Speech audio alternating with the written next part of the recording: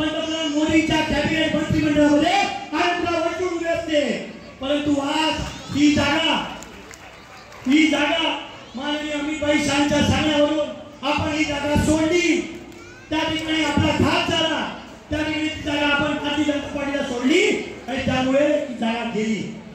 आम्ही आधी ओळखत होतो, आम्ही सांगत होतो या ठिकाणी लोकांचा विरोध आहे, ही जागा निवडून येणार नाही, परंतु तरी देखील ती जागा दिली गेली आणि म्हणून कुठेतरी आपल्याला त्या ठिकाणी ही जागा गमावावी लागली।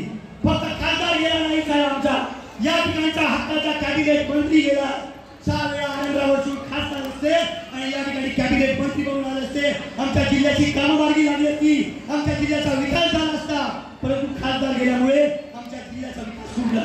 ठिकाणी काँग्रेसचा खासदार निवडून आला, आज आमचे काँग्रेसमुळे आज या ठिकाणी आमच्या महायुतीला मोठा धक्का बसला।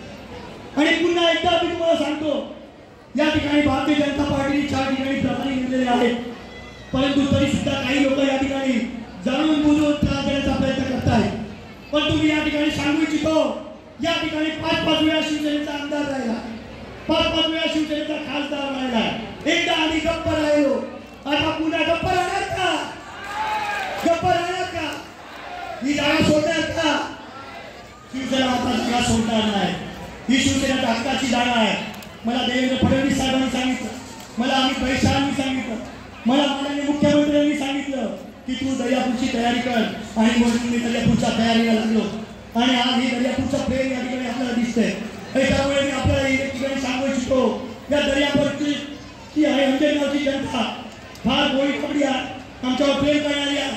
मी दुसरी गोष्ट सांगू इच्छितो, अंजनगावच्या आमच्या बारी समाजासाठी संत रूपलाल महाराज आर्थिक विकास महामंडळाची आपल्या नेतृत्वाखाली माननीय एकनाथजी शिंदे साहेबांच्या नेतृत्वाखाली त्याची स्थापना करण्यात आली, त्याबद्दल सुद्धा टाळ्या वाजवून एकदा बारी समाजातर्फे सुद्धा एबीपी माझा, उघडा डोळे बघा नीट।